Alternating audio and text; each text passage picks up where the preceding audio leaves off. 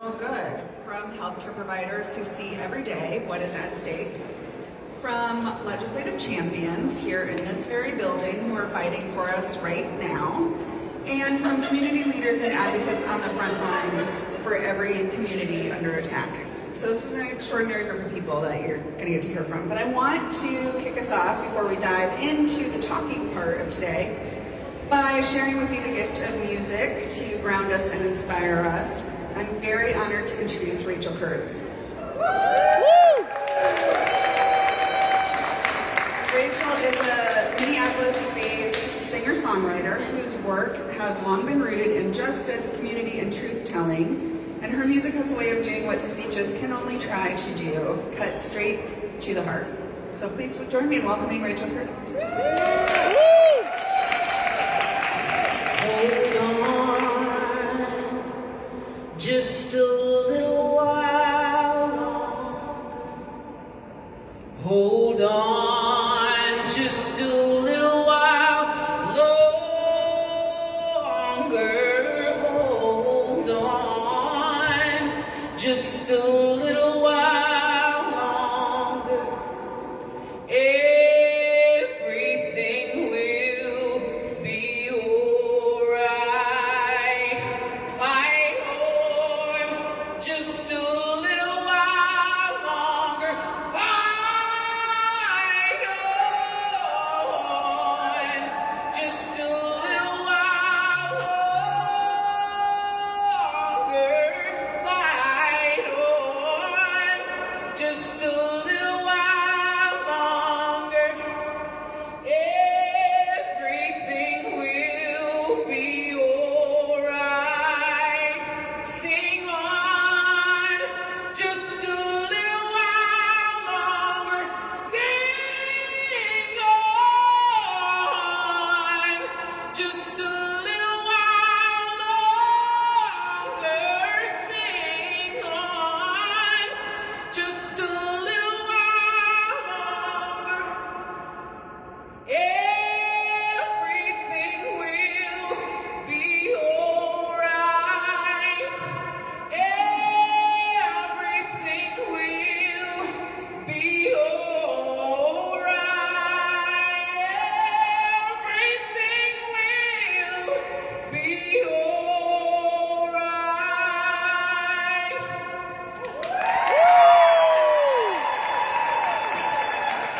We are here with our voices.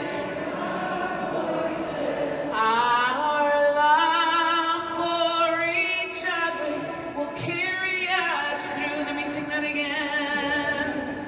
Oh, our love for each other will carry us through.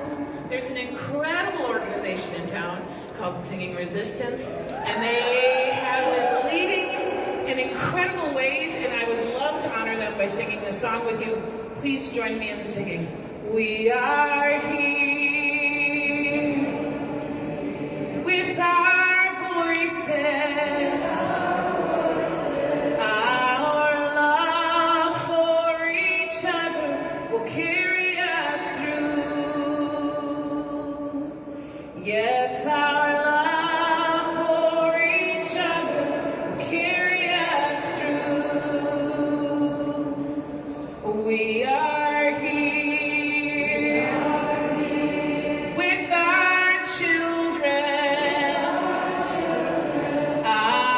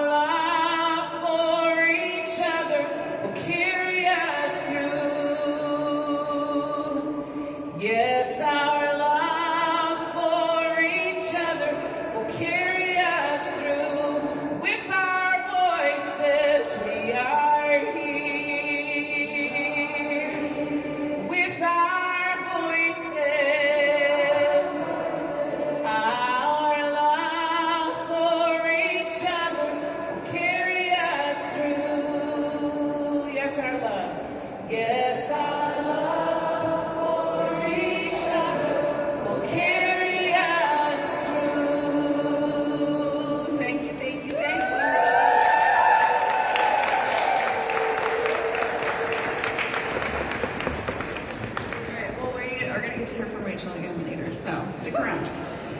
All right, everyone. Well, I'm going to kick us off. Again, I already said I was Megan, but I just want to have you all look around you. This is right here what democracy looks like. This is it in action, and I know I love to see it, and I hope you do too. We're here today because Minnesota has made remarkable progress in protecting reproductive freedom, and yet it's still under attack. Not just in other states, but here, right now in Minnesota. Because legal protection is not the same as real access. And because every Minnesotan deserves to make decisions about their own bodies, no matter their income, their zip code, or their immigration status. Unrestrict Minnesota was born in 2019 because most Minnesotans had no idea how many anti-abortion restrictions were already embedded in our state laws. A broad coalition of advocates, healthcare providers, attorneys, faith communities, and organizers looked at what was coming nationally, seeing that the overturning of Roe was unfortunately inevitable. And we said, we need to get to work right here, right now, fixing our state laws, strengthening our protections in our state constitution. So together, we became the largest cross-sector, multiracial coalition for reproductive freedom in Minnesota. And in 2023, in one extraordinary session, we helped dismantle 5 decades of anti-abortion restrictions, repealing mandatory waiting periods, unconstitutional biased counseling requirements, and laws that kept qualified providers from doing their jobs. They're trained, they know how to do healthcare, they know how to provide healthcare, imagine that. So we did manage to make Minnesota in many ways a safe haven for people from across the Midwest and across the country who had very few other places to go. And that happened because of people like you and the legislative champions here in the Capitol. And also because of leaders like Melissa Hortman. So before I go on, I need to take a moment to honor her legacy and her memory, as this is the first lobby day since her passing. Melissa Hortman, Speaker Emerita, champion, and a friend to our movement. It was Melissa Hortman whose leadership made that momentous 2023 session possible. It was Melissa Hortman who presided over a 15-hour floor debate on the Equal Rights Amendment, fighting off filibuster after filibuster until the House finally passed it in the wee morning hours in 2024. She was relentless, she was principled, she was passionate, she was one of us. And as we all know, last June, she and her husband Mark were assassinated in their home in a politically motivated attack. And because we are in this community, we know that this is not a random act of violence, and that we cannot separate this violence from the anti-abortion movement and the political climate that helped produce it. The demonization of abortion providers, the relentless attacks on trans and queer people, and the growing acceptance of extremist rhetoric have created dangerous conditions where people feel emboldened to act with deadly force. Rhetoric has consequences. Words become actions, and we have lost people because of it. Melissa Hortman is one of them, and we are here today in her memory. We are here today in the memory also of all the women who have died because of abortion bans in their states. Here are just a few of their names. Placeli Barnica was a 28-year-old mother in Texas who was miscarrying and died of sepsis after 3 days because her doctors refused to intervene. Amber Thurman and Candy Miller, 2 Black women in Georgia, died preventable deaths in 2022. And Tiara Walker was 20 weeks pregnant, suffering from preeclampsia and seizures, and doctors refused to end her pregnancy, and she died in December 2024. And what I need you to understand about Minnesota specifically is that we cannot assume that what we have built will protect us forever. The attacks on abortion access, on transgender Minnesotans, the crackdowns on immigrant communities, these are not separate fights. They come from the same place, and they are all about control. About who gets to decide what happens to your body, your family, and your life. Authoritarianism doesn't announce itself all at once. It chips away community by community, right by right, and we can't defeat it without protecting bodily autonomy for everyone. It means trans people, pregnant people, immigrants, people of color. And that's why we're calling on our legislators not just to make abortion legal, but truly accessible. And it's why we're fighting to get the Minnesota Equal Rights Amendment on the ballot, to enshrine the right to bodily autonomy in our state constitution, our state's highest governing document, and so that no court, legislature, or administration can take it away. We need to let the people vote, and I hope that is a message you will carry forward on this day.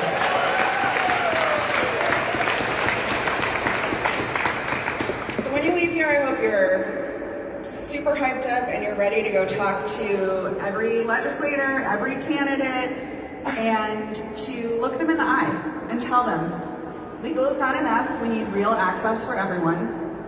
Tell them we cannot defeat authoritarianism without protecting bodily autonomy for everyone. And tell them Minnesotans are paying attention and we're not going anywhere. We will finish what we started, and we're not done. Thank you for being here. So with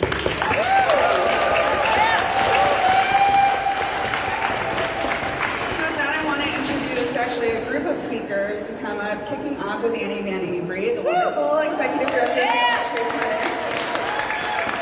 And then we're also going to hear from a few of our other coalition partners and Reverend Dwayne Davis. Will be up next.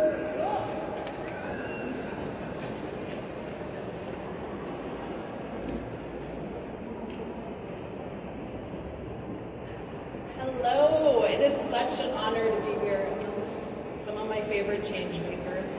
My name is Annie Van Avery and I'm the Executive Director of Family Tree Clinic.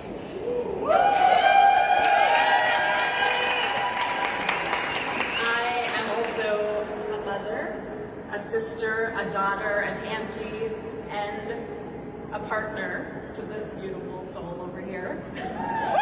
We think that Megan was being sneaky. This is our first joint engagement, so. Thanks, Megan. So I want to start with a little bit of my history. I have had the privilege of being a part of queer community and culture for 40 years. When I was 5, my parents shared with me that they were getting a divorce, which was definitely the bad news, because my dad was looking for his prince, which was terrific news because I thought it might come with a horse. That was 1983, and our president was sharing with the nation that there was a gay cancer, punishing queer folks for their choices. Not unlike today, my dad in our community was being denied essential life-saving health care and was being marginalized by the federal government. By the time I was 12, there had been over 120,000 deaths from complications of AIDS in the United States. You may have heard the quote from Dan Savage about this time, who shared, "We buried our friends in the morning, we protested in the afternoon, and we danced at night. And it was the dance that kept us in the fight, because it was the dance that we were fighting for." So why does this story about my dad matter today at Reproductive Freedom Lobby Day? Because it's a history that I carry, that we carry, that demonstrates resilience and power in community. It's a very recent example of what happens when our government support of healthcare is denied based on who you are. We know what happens without safe, accessible, and preventable care. Health disparities, in which our state of Minnesota has some of the greatest, become even more deeply entrenched and impact generations. In this room, all of you, there is such collective wisdom about how we might fight for liberation, for change, for joy, for the dance. In fact, in this room, we're doing just that. And I just want to give a shout out to my fellow Nobel Peace Prize nominees. Right? So at Family Tree Clinic, we've been fighting for the dance for 55 years. At our roots, joyful, affirming, reproductive, and sexual health care and education for all. Today, all of that and a bag of chips, commonly referred to as gender-affirming health care. Yes. We treat and teach 20,000 incredible individuals every year. We teach youth to elders in detention centers to early childhood parenting classes. We provide health care from STI prevention and treatment to menopause care. No, fine. I was waiting for some cheers on that one. Menopause care, come on, y'all. Our patients know that that they can come to our providers with anything, and they'll be met where they are with an informed consent model of care. We listen, we innovate, using our community's feedback. We show up and we dance. And we do all of this in partnership, in community, because there would be no other way. Today, our funding to continue this work, our voices and advocacy for our patients, and our rights to provide evidence-based services and factual educational programs is threatened. All of us are seeing clinics close. It's not a surprise to us at Family Tree, as we fundraise nearly half of the costs of care that health insurance does not cover. We do this so no one is ever turned away for lack of ability to pay or health insurance coverage. We have made contingency after contingency because of legislative threats that have included Medicaid cuts, declarations about who gets access to health care and who does not, and safety threats to our clinic and providers. When our clinic received threats for providing gender care, our friends at Pro-Choice Minnesota sent volunteer escorts to help our trans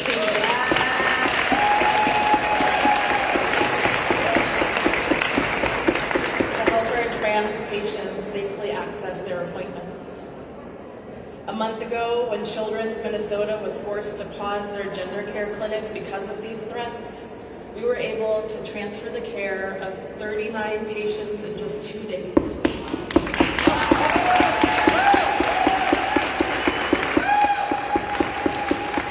Ensuring that terrified families, many of whom have relocated to Minnesota for this care, had a continuation of life-saving medical care. During Operation Metro Surge, our health educators were teaching in half-empty classrooms. They got to work immediately recording puberty lessons in Spanish and English to share with middle schoolers who were unsafe leaving their homes.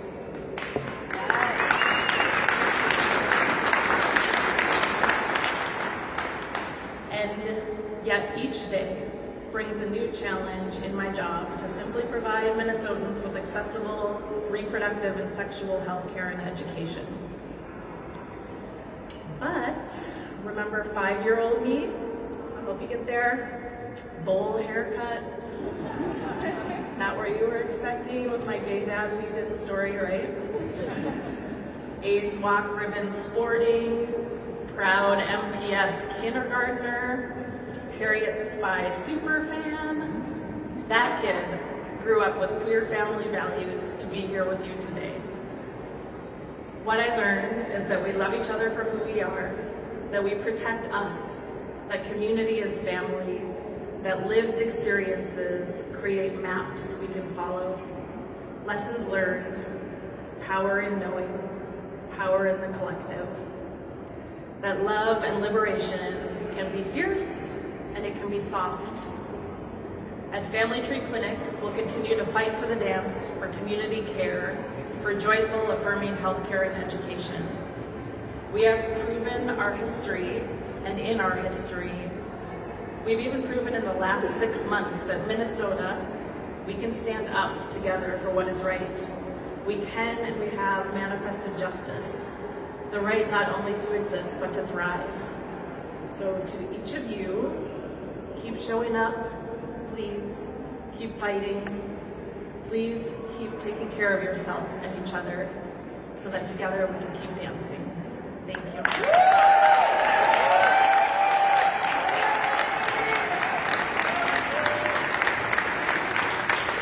Thank you so much,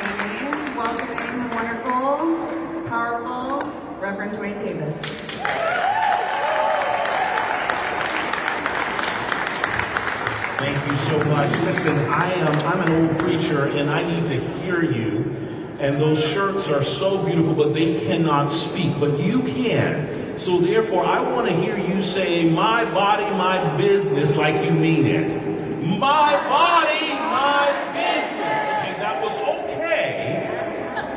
But we are here to bear witness to, I think, the most important thing that we can think about, the human rights of reproductive freedom. So I want to hear it.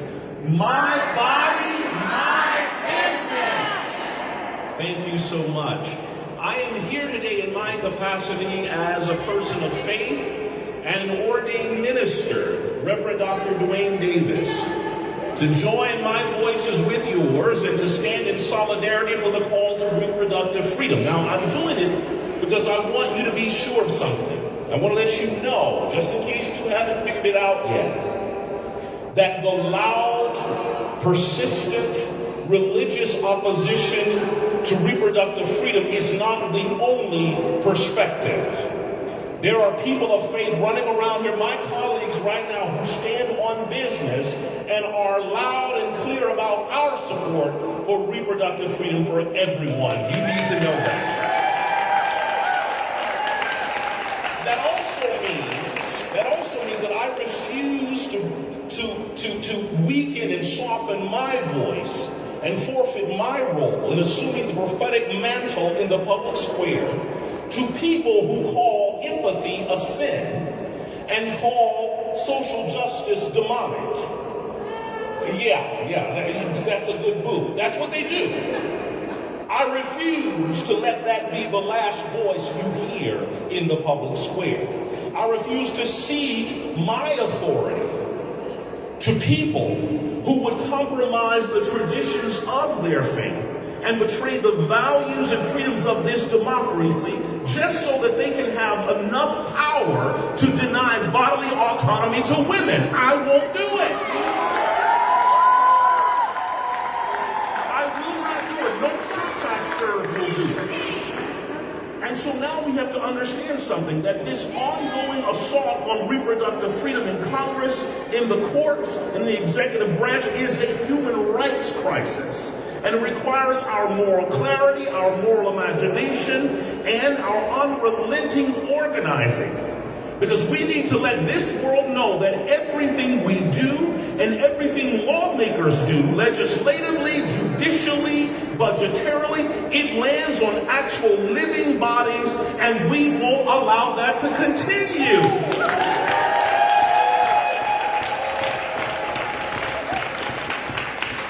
But again, let me be a little bit clearer, because I don't know if I'm clear for you. There is nothing just, there is nothing good, and there is nothing godly about denying and denigrating the full humanity and the body autonomy of women. There is nothing just, there is nothing good, there is nothing godly about denying the full humanity and the body autonomy of immigrants. There is nothing just, there is nothing good, there is nothing godly about denying the humanity and denigrating the body autonomy of queer and trans people. It is not.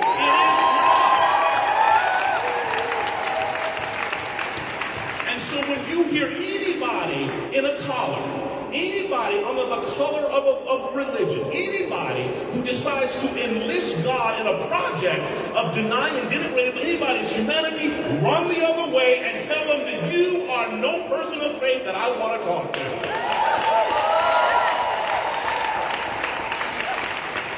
And let me clue you in on what they're going to do. There's going to be a deliberate misreading, misinterpreting, and misimplying of the sacred texts and theological traditions to mask cruelty. It is absolute cruelty that they are engaging in. You do not have to wait, respect, or even try to apologize for them. It is cruel. There is nothing good about it. It's not even faith-based. The overturning of Roe and the criminalization of reproductive health care are not religious or theological victories. They are political victories. These are people who are choosing power.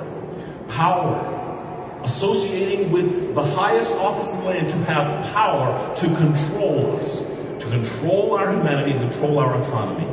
Do not let them theologize or spiritualize you into silence and complacency. Do not allow them to deny and denigrate the full humanity and bodily autonomy of anybody. And keep remembering, arresting and charging women for stillbirths and miscarriages is cruel. Forcing girls to carry pregnancies caused by their rapists to term, it is cruel, and it is nothing godly about it. Threatening doctors and medical personnel who care for women with prosecution is cruel. And so no language, no cute theology, no real flowery biblical words can mask what is truly going on. It is cruel and there's nothing good, just or godly about it, and you stop it. Let's do it. It's our bodies, it is our business, and we will not let Satan take it from us.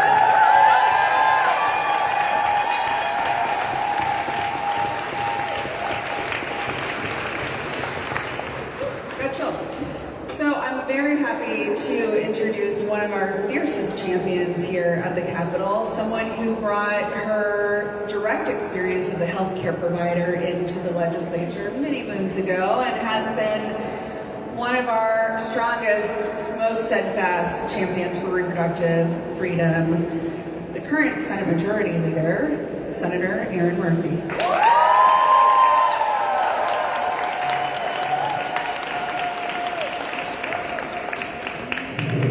To have you. Good afternoon. Good afternoon. Thank you. Good afternoon. Good afternoon. It's like it when I hear back from you, like we are actually here together. My name is Erin Murphy. I am a registered nurse and a mom and a brand new grandmom with that baby. And I'm the proud majority leader, but it's way more important than that. I am a Minnesotan who is ready to fight for us. And are you a Minnesotan or maybe a neighbor ready to fight for us and for our future? I have been spending some of my weekends outside of the Capitol and with people participating in our politics. It is usually a place I love to go.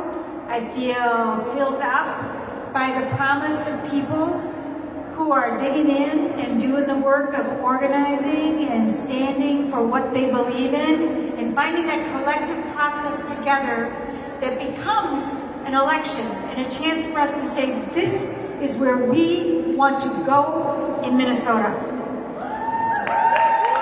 And let's not forget that that is ours in our democracy, and right now we're fighting to keep it. And I'm going to fight to keep it alongside you. But the other thing I am experiencing on these weekends with Minnesotans across the state is an attitude that is a little hard to discern, but is critically important for us to understand that people are coming into this electoral process because they're really pissed off. They are angry about what we've experienced in these last couple of years from this White House, this president, and from a very, very, may I say, impotent Congress, who are willing to stand alongside a president who is all about his own power, regardless of the law, regardless of the Constitution. A Congress who is willing to let them, you rubber-stamped a bill that's stripping people of health care here in the state of Minnesota, of food support, of energy. They're moving tariffs indiscriminately. They sent us to war without a reason. We're all paying a price for that right now. We're paying a price with our family budgets and our state budget, and that by itself is bullshit enough. It is. But what we also saw was a president who decided to send armed, masked, lawless, reckless agents to the state of Minnesota who stripped people of human dignity, incarcerated people who didn't deserve it, and our neighbors were killed by guns. Alex Preddy and Renee Good. It's completely unacceptable, like completely without question unacceptable, what we have experienced here in the state of Minnesota. And of course, the response on the part of Minnesotans was profound in saying F off to Donald Trump. We did, and we needed to. And that was loud and proud from all over the state of Minnesota. And we knocked him on his ass, but he's back up again, and he will show up again. So the work that you are doing, and I know we're here talking about bodily autonomy, human rights, human dignity, and healthcare. All of those things, fundamental to who we are, fundamental for the things that we have stood for, fundamental to the members of my caucus, the Democrats in the Senate. But if those things go, so do our democratic rights. And we have a real fight in front of us, and usually I am here to say, these are the things we're going to fight for. Right now we got to fight for each other. And we have to take very seriously the work ahead in this election, because our power in that next election, our voice and our votes are a check on the unbridled power of this president, who should be checked by Congress and the Supreme Court, but they're lying on their backs, and we will not. We will not. So I hope you're all wearing flat shoes. I learned here to work in the Capitol that you have to wear flat shoes and high heels, because we've got a lot of work to do. We've got to protect our legs and our backs to protect our bodies. And we can't let this summer and fall go without signing up and doing everything we can. And I'm so serious about that. And know that I will do the very same thing. I don't want to just win a majority for the Minnesota Senate. And trust me, I do. We need to. And I want a majority for the Democrats in the House. And I want a Democrat in the AG's office. And I want a Democrat in the governor's office. And in the Secretary of State's office. And the auditor's office. I want all of that. I do. But I want to make sure that we send the loud, resounding election result to Washington, D.C., just like we did in the streets this winter. We're going to do the very same thing in this election cycle, because a resounding result in the election, resounding result in the election is what they need to hear in Washington, D.C. And man, would it not be awesome to knock off one of those Republicans representing us in Congress? I think that's possible as well. Know that I'm in this fight with you for reproductive freedom, for our bodies, for our health care, for all of us. I'm going to work hard. I know you're going to work hard. Thank you for being here. I just want to let you know I love you very much. We've got to show that right now for one another. Bring some joy. Let's fight. Let's go. Thank you.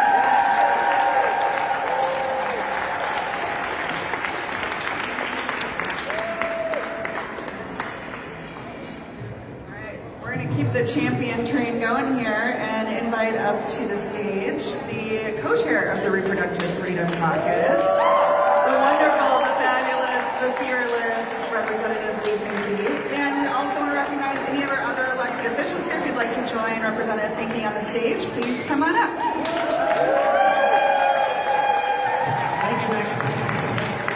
Yes, other colleagues. I want to thank you all for being here this afternoon. I want to thank my colleagues for being here with me on many. There are only 3, but they stand for everyone in the DFL who is here to make sure we protect our rights, our abortion rights, our rights to bodily autonomy across all spaces. Yeah. As you heard, my name is Lee Finke. I use she, her pronouns. I am a representative in the Minnesota State House. I serve, thank you very much. I serve as the House Chair of the Reproductive Freedom Caucus, and I'm very honored to serve as the House Chair of the Reproductive Freedom Caucus. When I ran for that seat, I said I wanted to run for Repro Freedom Caucus Chair because I want everyone to know that protecting bodily autonomy for transgender and queer people and protecting bodily autonomy for abortion rights is not a Venn diagram. It is one circle. It is exactly the same fight. And we need to be in lockstep in both of those fights, which is just one fight, and the metaphor is getting unhelpful, but we need to be understanding what it means to be working together and fighting together. As Senate Majority Leader Murphy was just saying, we need to be in lockstep together. So, a couple things I want to say. The first is, everybody here knows what is going on outside. We just lived through a historic invasion of a state by a federal government. That is how we will come to understand this. An occupation of our state by the federal government. We stood together, we fought back, and we pushed them out. As something that we need to remember and be proud of. And we need to remember that that occupation was a challenge to the rights of our immigrant community, and it was specifically a reproductive freedom challenge for our community members. We know exactly what happens when people cannot access healthcare in a safe and accessible way, and we saw that here, and we know the consequences. Those consequences are going to be dispersed around the country. They are not located only here. Our goal was not to push ICE out of Minnesota. Our goal is to destroy ICE as an occupying force in the United States. And they're doing what they're doing to take away the rights of abortion from everyone, the rights of gender-affirming care from everyone who needs to access life-saving health care that is not pre-approved by a very small group of men in DC. They want to see it gone. And if we do not understand that this authoritarian threat is coming for all of us, trans people are one of those who are right on the precipice. Right on the precipice. There is a policy of transgender eradication in the United States. They could push us off. We're just 1% of the country, but they're not coming for us because they don't care about your rights. They're coming for us because they care about everyone's rights. And we must understand that deeply in our bones. All fights, one fight for justice, not liberation for, sorry, I lost my brains. If it's liberation for everyone or liberation for no one, right? That's all I'm trying to do. So that's the national landscape. Here in Minnesota, I'm the author of the Equal Rights Amendment. We are going to pass the Equal Rights Amendment at long fucking last. We are going to pass the Equal Rights Amendment. We are going to enshrine bodily autonomy, not just in state law, but in the state constitution. And when we pass it in the House and in the Senate, by the way, we then have to pass it on the ballot. So what I want to leave you with is a recognition that the fight that we are in, it is forever. We are doing this in the House, we are moving policy, then we got to move it on the ballot, then we got to fight for the rights of people in the elections, in the next election, and the next election. You are either in this fight for good, or you are just a Johnny-come-lately. And you know what? We'll take your votes too. But we need you here for the long haul to protect all of us. Because those are the stakes. So, thank you for being here. I am so grateful to be a part of this movement. I am so grateful to my colleagues for supporting me in the way they have. And I am so grateful for all of the work all of you are going to do starting now. Yes, all the work you have done to get you here to this point, but starting now, the work is going to be even more important. So, bless you all. Thank you for being here, and let's fucking go.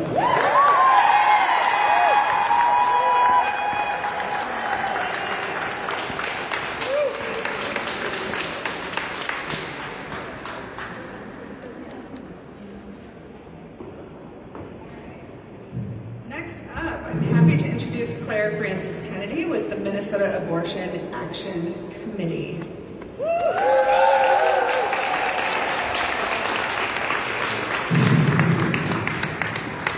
Hi all, my name is Claire Francis Kennedy and I am an organizer with the Minnesota Abortion Action Committee, or MAAC, a grassroots all-volunteer organization fighting for reproductive justice and trans liberation, and it is an honor to be here with you all today. Many of you are probably familiar with the definition of reproductive justice, a framework and practice developed by Black feminist leaders in 1994 which asserts the fundamental human right to have a child, to not have a child, and to raise children in safe and healthy environments, and to personal bodily and sexual autonomy.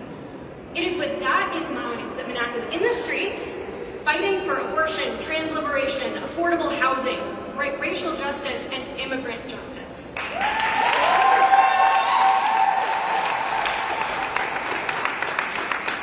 While abortion might be legal in Minnesota, it is still not accessible. Much of MNAC's work since its founding has been organizing against crisis pregnancy centers, or CPCs, let me get a which continue to harm our communities by posing as abortion clinics and pushing their anti-abortion agenda. CPCs draw people in with the promises of free practical support like ultrasounds, diapers, and formula. But we know that these offerings aren't really free. They come with religious shaming.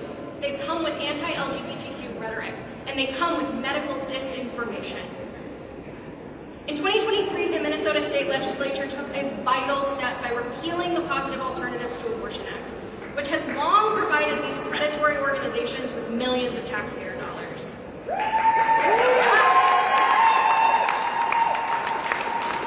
Yet still, providers need funding to stay afloat.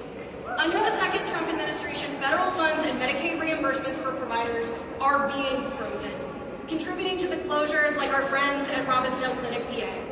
It is this precarity that makes infrastructure like the proposed Reproductive Health Equity Fund vital to ensuring that abortion isn't just legal, but accessible around our state.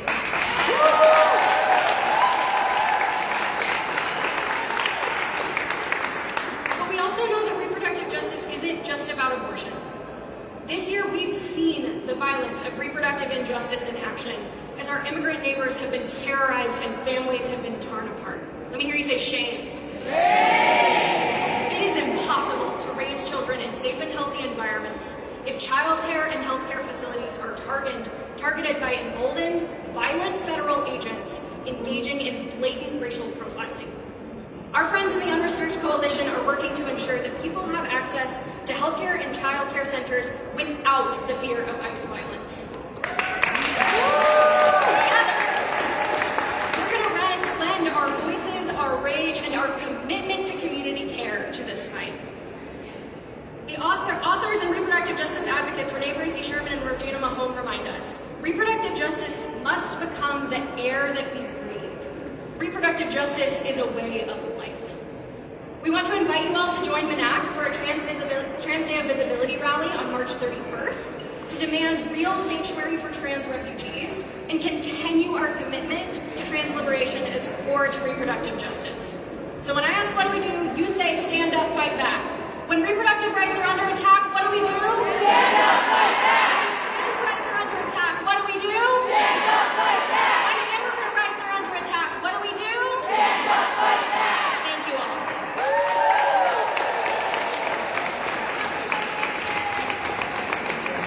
Next up, we have a wonderful comrade in the fight for trans and queer liberation, Kat Roan, Executive Director of Oslo, Minnesota.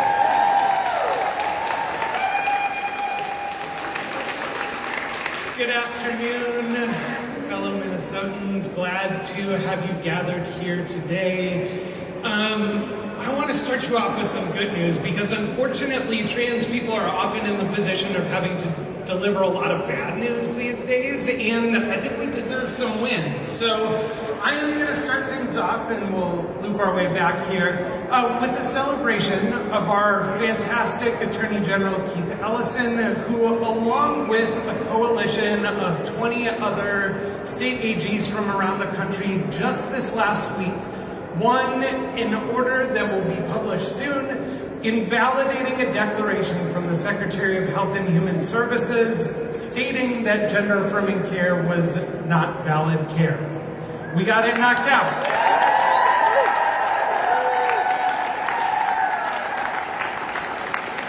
And I think it's important for a few reasons to sort of anchor ourselves in this particular win, in this particular moment, not least of which because a week from tomorrow is Trans Day of Visibility, and not least of which because we have seen this particular secretary use ideology rather than science, rather than medicine, rather than community, rather than engagement as the sole basis for trying to set the health standards on a whole range of issues, whether it's gender-affirming care, whether it's access to Tylenol for pregnant women, whether it is vaccines, whether it is the food pyramid. All of these things are being moderated by somebody who has no business making these decisions for us.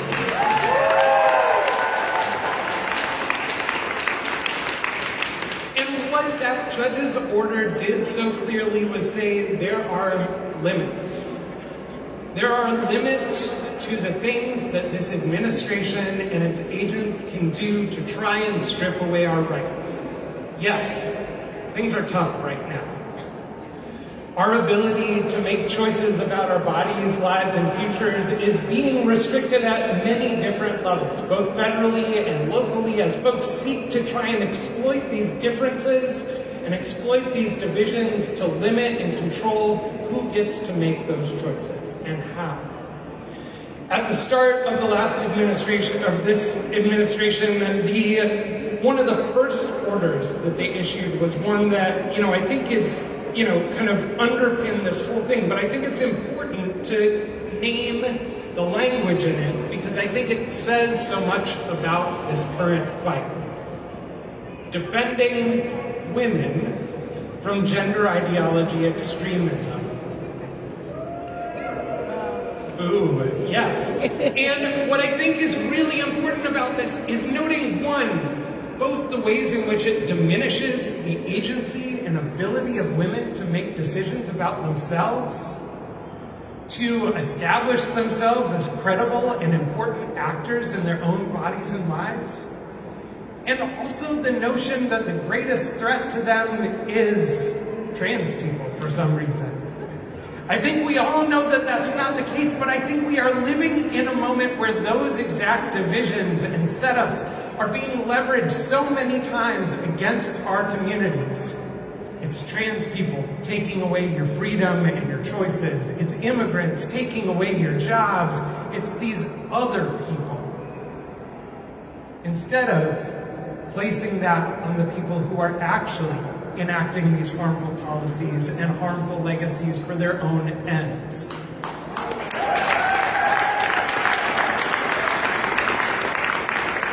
And I want to remind us that we don't have to accept that, and we aren't. And here in the state of Minnesota, we are fighting that on every level that we can. This is a challenging moment for our communities, but every time they choose harm, we choose care. Care for one another, care for the people who we've never even met, who call our communities home, who are building families here, who are making the choice to live a life here in Minnesota because of who we are and what we believe as a state. I'm a leader of Minnesota's largest LGBTQ advocacy organization, but I'm a parent first. And as a parent, it was deeply important for me to be able to make that choice of when I wanted to start a family, how I wanted to start a family, who I wanted to start that family with. It's something I'm deeply proud of. It's something that's deeply important to me. And I am here in this fight with all of you, not just because trans rights are under attack in the same way that bodily autonomy and gender justice are under attack across this country, but because I believe that every single parent should have the opportunity to make those choices for themselves and not have the state make it for them.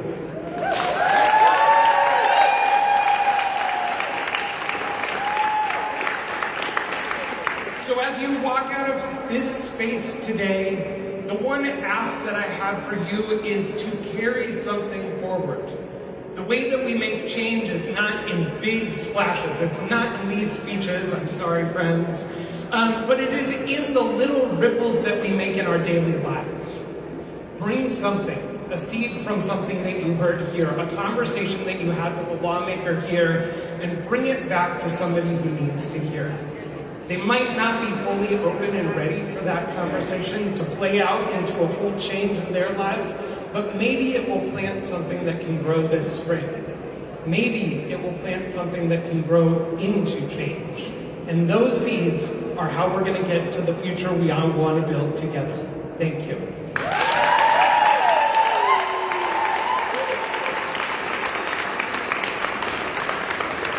Next, a fabulous community leader, and especially around reproductive justice and serving our communities, Ray Rowe with the Paper Lantern Project.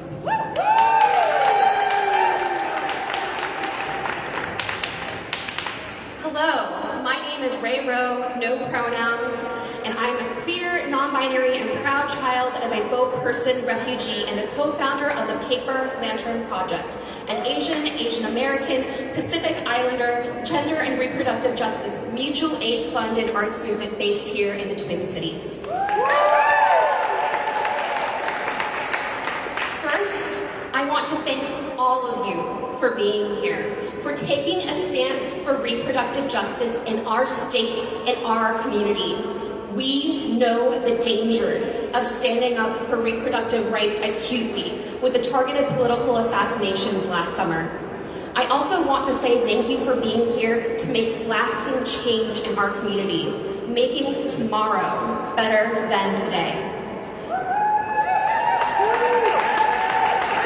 I moved here in 2017. I was adjusting to a new city, a new job, navigating my budget after going in debt with my move, dealing with emotions after surviving a home invasion my first week in Minneapolis, and I found myself pregnant. I had a lot of questions about so many things in my life at that time, but the one thing I knew was that I did not want to be pregnant. Back in 2017, getting an abortion was very different than it is today. First, I couldn't find any financial aid to get the health care I needed, and when I asked for help from my community, I was shamed, even though 1 in 3 AAPI pregnancies end in abortion. After making my appointment, I had to speak with a healthcare professional and repeatedly attest to wanting an abortion. Then I had to wait 24 hours. While at my appointment, I had to see a sonogram and once again affirm my choice to have an abortion. It was humiliating, infantilizing, and dehumanizing. I have no regrets about my choice, and I know my life is better for it, but I do regret how I was treated within our healthcare system. But thanks to people like you, no one in Minnesota has to go through that when getting an abortion. Because of you, the PRO Act was passed. Because of you, no one has to wait to get an abortion. No one has to see a sonogram they do not want to see. No one has to notify their parents before obtaining abortion care. But that was just one small win in the larger fight for our reproductive rights. You're here, like me, because you know there's more work to be done. You're here because you want to make tomorrow better than today. After having my abortion, dealing with a deep stigma within my community, and personally experiencing financial hardships when trying to access healthcare, my friend Lynn Wynn and I came together to create the Paper Lantern Project. We have been working to eliminate the stigma around the topics of reproductive health and gender within our AAPI community by creating new narratives where we are empowered by our stories rather than silenced by shame. We have been working to reduce the economic barriers our community faces by offering a mutual aid fund to all AAPI people in Minnesota with a need related to gender and reproductive justice. And we've seen in real time how much the support is needed.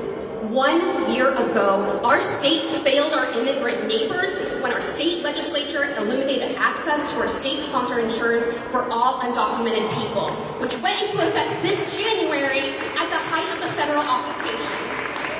Our AAPI community here in Minnesota has grown 44% in the last decade, and in our community, 6 in 10 are immigrants, 16% undocumented, which means we've been feeling the tragedy of losing our health insurance access and the deep pains of the violence of ICE. We've seen our community targeted as ICE agents went door to door right here in St. Paul, asking if they had any neighbors who were Asian. We've seen our community retreat from public life in fear. We've seen our community cut off from accessing healthcare, childcare, even laundry. I coordinated rides to appointments, grocery deliveries, Plan B drop-offs, medical visits, and abortion care so our undocumented community has access to their very basic needs. And I shouldn't have to be doing that.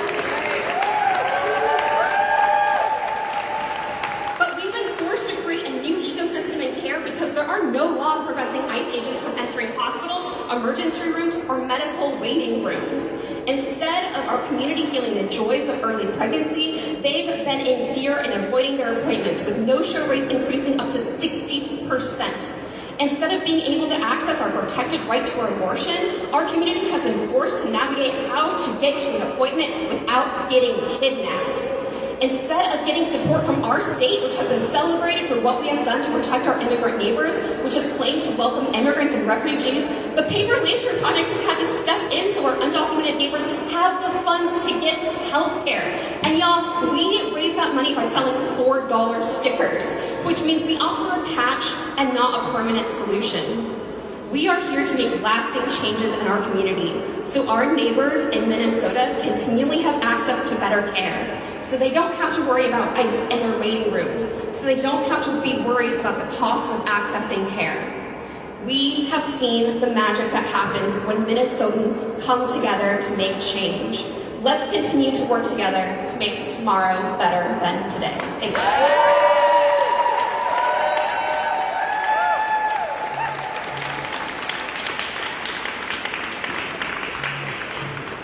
Next up, we have the other chair of the... Thank you. I am so short. Okay, I'm going to try to stand up tall. Well, hi everybody. I'm Senator Erin May Quaid. I represent Senate District 56, Rosemont, Apple Valley, and Eagan. I am so proud to be here with you today in this role because I have been out in those roles before, and you all are the most important people here in the building. Across the country, we've seen people who want to control and constrain our bodies, and they are doing everything they can support each other, and when we do that, we win. And that's why Unrestrict Minnesota is so important. We are fighting to ensure every person has the reproductive freedom, the freedom to make the decision to decide to have a child or not have a child, access gender-affirming care, get reproductive health treatments, and so much more. We are making Minnesota a place of justice, care, and self-determination, and we're not just showing Minnesota what that looks like, we're not just showing the United States what that looks like, we're showing the world what that looks like. You are showing the world what that looks like. So as we have watched these billionaires try to destroy our healthcare system to give tax breaks to themselves, we're working to make sure Minnesotans' health insurance actually get patients the care they need, even though health insurance is not the solution. Every health plan, while we have them, should at least cover the basics. Pap smears, infertility treatments, over-the-counter contraception. No one should go into debt to have a baby or to get the reproductive health care they need. I'm so proud to carry my bill, the Minnesota Building Families Act, that ensures fertility services are covered for families who would otherwise have to have bake sales, mortgage their houses, or cash out their 401ks to have a child. And I'm so proud to be carrying the bill that keeps ICE the hell out of our daycares. I will continue to fight in this building because you show up to this building, you show out outside that building, you show up in your neighborhoods, you show up in your communities, and I'm there with you too. A world where every person has body sovereignty is not an aspiration, it is not some far distant future, it is right here when we fight for it. Where every child is safe in their community, where every Black woman, Indigenous woman, femme woman, Asian woman, Hispanic woman has body autonomy from the government, from our healthcare system, from violence. We're fighting for a place where every queer and trans person can get the healthcare they need without people all up in their business about why they need it. We're going to live in a world where queer and trans people are embraced for exactly who they are, celebrated, beloved members of our communities, where immigrants are welcomed and beloved and not targeted. We do that work. We do that work together. So thank you for your work. Thank you for your advocacy. We are going to keep going together, and we are creating that world together. Thank you so much.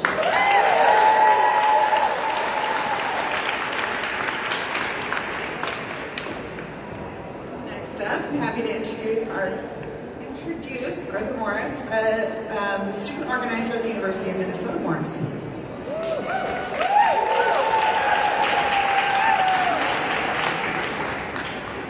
Hello everyone. It is such an honor to be here with such powerful speakers. My name is Arthur. I use he, they pronouns, and I'm originally from Byron, but I'm currently a student at the University of Minnesota Morris. I started working with gender justice and Unrestrict as an intern on their trans equity trainings in August, and if I may be honest, I was really intimidated to start doing this work. It's a scary time to be a trans person in this country right now, with over 700 anti-trans bills having been proposed in just the last year, and an entire campaign of rhetoric targeting our very humanity. So entering these trans equity trainings and facing the public as an openly trans person, I kind of expected the worst.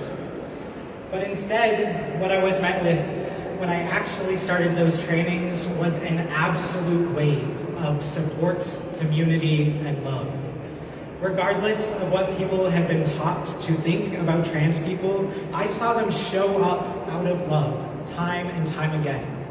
I heard stories about love for their children, their grandchildren, their friends, their neighbors, and most impactfully to me, love for a community and people like me who maybe they didn't even know, but who they knew that they shared humanity with, and for whom that was enough.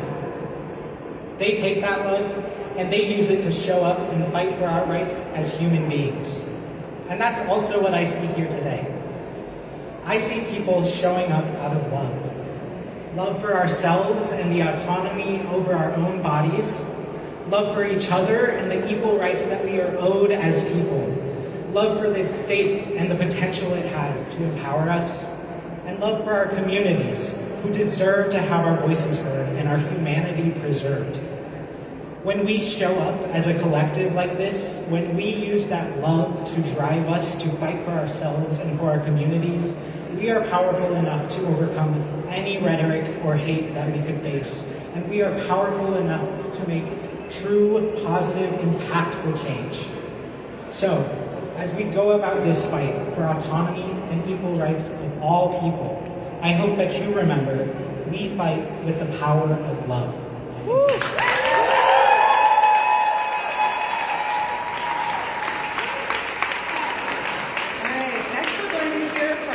Chair of the Black Maternal Health Caucus, Representative Esther Agbaje.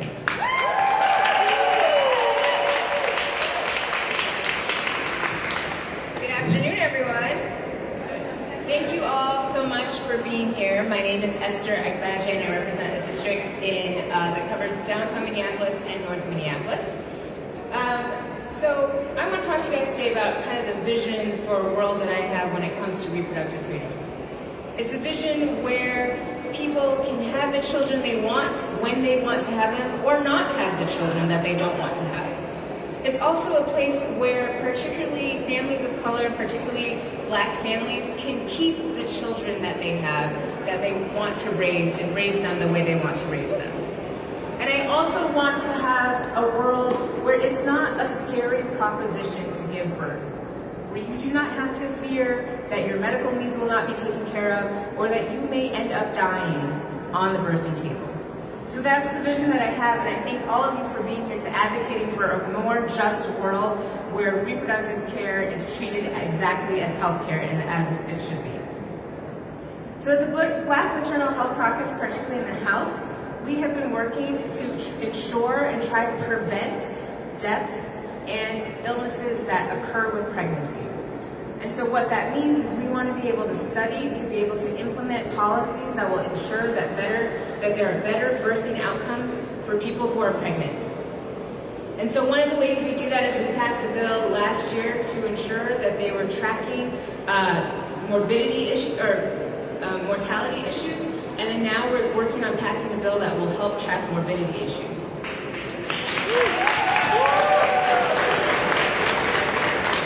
And then finally, one of the things we know that it takes to raise children is money. So we are also working on a bill this year to do a pilot program for universal basic income for new mothers. And those are the types of bills that our membership is carrying. We are working to make sure that all the ways that people either want to become a family or have their reproductive rights protected and ensured, that's the type of work that we're doing, and we're also working to make sure that we don't forget particularly women of color who've oftentimes been left behind in this area, we want to make sure that they're included too. So I thank you all for all the work you're doing, all the advocacy you're doing. I hope you have an enjoyable day at the Capitol, and thank you all for being here and bringing your voice.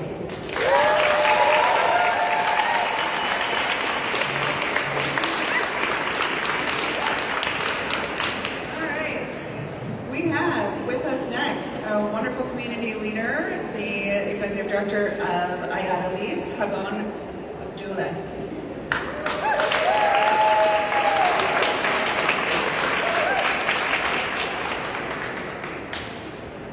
Good afternoon. My name is Habon Abdullah. I'm the Executive Director of IATA Leads. IATA Leads is an organization located in Minneapolis. We work with African diaspora women and their family. We help them in leadership development, and we also assist when they want to navigate the situations and connect with the community. I stand here today not just as an advocate, but as someone who has seen our system shape where their families feel safe, supported, or left behind. Reproductive freedom means the right to have a child, the right to not have a child, and the right to raise that child in a safe and supported community. That is the promise, right? But we have to ask, is that promise real for everyone? Because reproductive freedom is also about safety. It's about whether you can survive pregnancy and childbirth, and whether your life is valued in the systems meant to care for you. Here in Minnesota, minority women face some of the highest risks during pregnancy. Black women are more than twice as likely to die from pregnancy-related causes, and Indigenous women face even higher risks. In some cases, more than 4 times that of white women. Most of these deaths are preventable. So we have to ask, are we truly living up to the promise for everyone? And add that conversation to immigration. I have met women who weigh every decision carefully, not just for their health, but for their safety, wondering if seeking care could put their family at risk. When policies create fear instead of safety, they follow people into the most intimate moment of their lives, into clinics, into hospitals, and into decisions about their bodies and families. A woman who is afraid to go to the doctor is not free. A mother who delays care because of her status is not safe. These issues are not separate, they are connected. Reproductive freedom means access to care, dignity in that care, and systems that protect life. So yes, we must protect the right to choose, but we must also build a world where every person can safely carry a pregnancy, receive care without fear, and raise their children with support. Because in the end, it's about something very simple. It's about whether we believe every life is worth protecting, not just in words, but in practice. And if we do, then our responsibility is clear, to build a Minnesota where that promise is real for everyone. Thank you.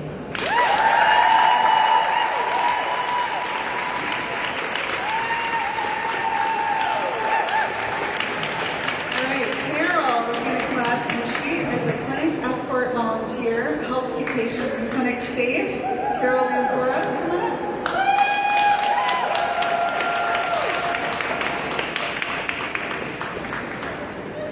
Hello, my name is Carol, and I'm proud to say that I'm a clinic escort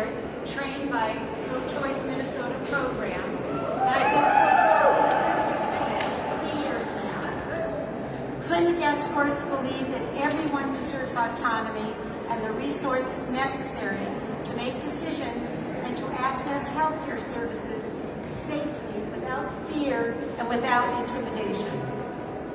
Clinic escorting, now think about this, is a powerful way to stand up for reproductive freedom, for reproductive justice. Now, you may look at me, at my white hair, at my shorter stature than I used to be, but you wouldn't know that. And you might ask, isn't there anything better that you can do with your time? Well, my answer to you would be, and is, yes, I'm soon going to be 78 years old, but I'm very proud to protect patients now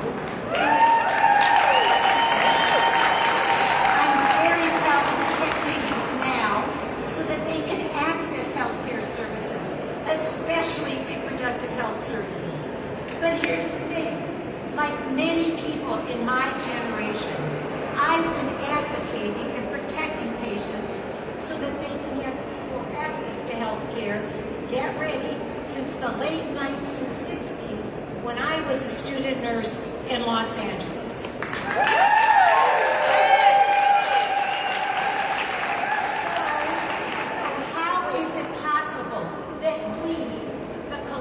We are still out there. We're still walking patients into clinics to ensure their safety and to ensure that they have autonomy in making their decisions. It's an absolutely remarkable situation. It's a devastating situation from where I came from. But I encourage all of you and your family members and your friends and your associates at work to take the training offered by Pro-Choice Minnesota. They're short shifts, they're 1-hour shifts.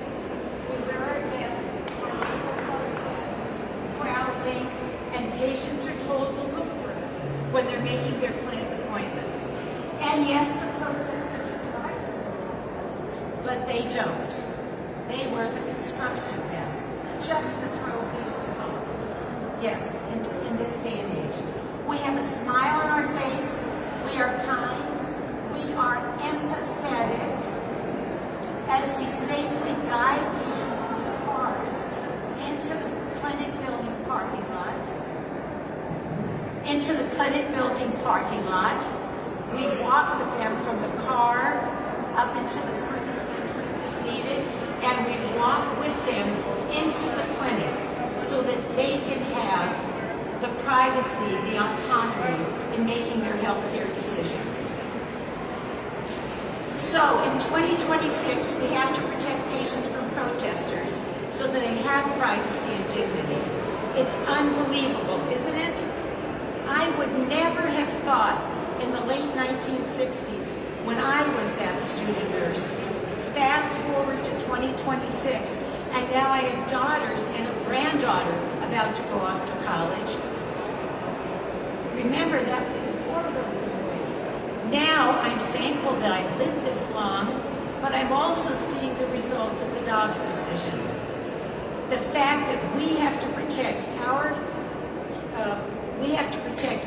fellow community members simply to access a women's health clinic. I'm so pleased to be with you today and pleased to share our message as clinic escorts. Please join us. The training is short, but it's important. It's usually over Zoom, and again, we have 1-hour shifts. We're intergenerational, which I love. Everyone from 18 years old, and maybe even older than I am. I think so. Thank you for inviting us to be with you today. Here's to equality and reproductive justice for all of us.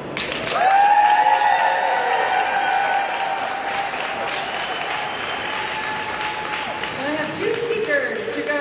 Woo! Thank you. This has been fabulous. Everyone's been such a fabulous speaker. I'm just here. So next we have a representative from the governor's Young Women's Cabinet, Sheridan Runs After.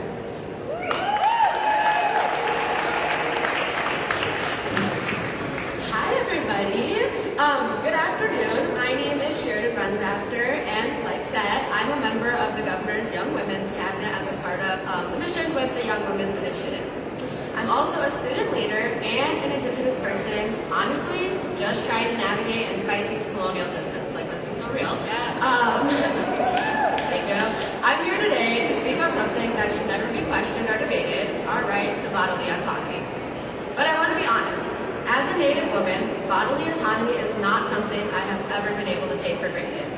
I have always had to think twice. Twice about the systems that I walk into, twice about whether I will be listened to, twice about whether my body will be respected because our history tells us otherwise. Forced sterilization, medical abuse, and generations of decisions made for us but not by us. So when I ask why there is trauma and distrust, this is exactly why. And that history is not some far off distance. It lives in the way that all of our communities still experience care today. Here in Minnesota, Indigenous people, especially Indigenous women, continue to face some of the worst statistics when it comes to overall mental health and wellness, gender-based violence, and discrimination just all across the board. So we have to ask, what does bodily autonomy really mean if we are still fighting just to be safe in our own bodies? Because autonomy is not just something you write into law and then argue, debate, overturn later. It is something that people really have to feel. It is something people have to trust, and trust cannot exist in systems that have historically lacked accountability. If we look closer, we can see how all of these systems connect. The same systems that fail to provide care are often the same ones that criminalize, surveil, and disproportionately impact our communities. So whether it's through lack of access to health care or over-policing and incarceration, our bodies are still being controlled. That is not autonomy. Real autonomy means being met where you are at. It means the care that is flexible, accessible, and rooted in the understanding that our communities are not all the same. We are diverse, we are complex, and our needs are not one size fits all. For Indigenous communities, this is also about sovereignty. Sovereignty is about way more than just land. It lives within our bodies, our choices, and our futures. It is our right to care for our people in ways that reflect our values, our cultures, and all of our communities. I honestly think about the next generation, the young people like myself in our communities right now, watching, learning, and inheriting the systems that we choose to build. What are we leaving for them? Because this work is far from over, so we carry it forward together. We uplift young leaders, we make space for Indigenous voices, we build community, because we were never meant to do this work alone. Our strength has always been collective, so today I want to remind you to challenge the systems that have failed our communities, listen to the voices that have been ignored for far too long, and commit to building a future where bodily autonomy is not just conditional, it's actually something real. Because our bodies are our own, not the government's, not any of these systems, ours. Our futures are our own, and always have been and always will be. Thank you. All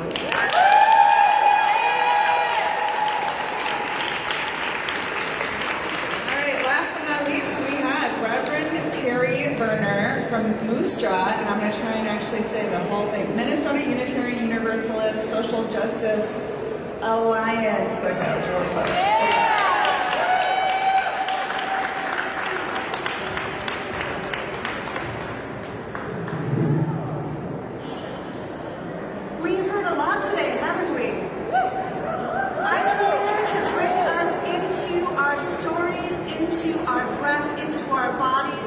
Into our why. I am Reverend Terry Bernor. I use she and her pronouns. I'm an ordained minister. I am an adoptee, and I chose very carefully and with great attention not to become a parent. That was something that I choose for me, and this is just a part of my story, and I know that there are so many stories, so many configurations of stories by all of you beautiful and powerful people here in the Rotunda and all across Minnesota. I'm here to affirm truths that we already know deep inside ourselves, truths that legislation, policies, agendas, and actions are striving to deny. Truths of our stories, who we are, the choices we make, the values we hold. If you had an abortion or an unintended pregnancy, you are whole and beloved beloved. If you have placed a child for adoption or had a miscarriage, you are whole and beloved. If you struggle with infertility or have conceived by IVF, you are whole and beloved. Whether the decisions you've made about your reproductive health or wishes have come easily, or were surprising, or were a struggle, you are whole and beloved. Whether your beliefs about God or our place in the universe or our collective humanity, know that you are loved. You are loved. We here are all loved.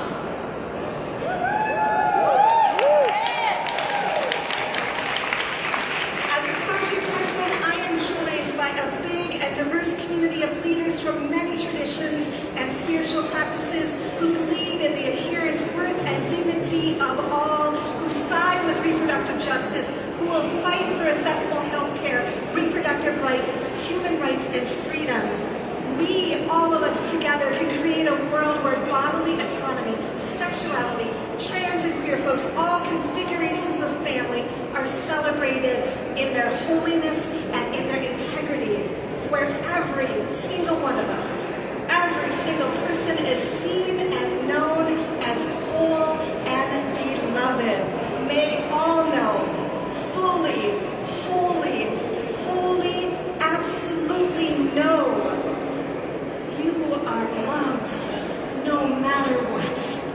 May love and liberation and freedom come in abundance to everyone. Blessed be.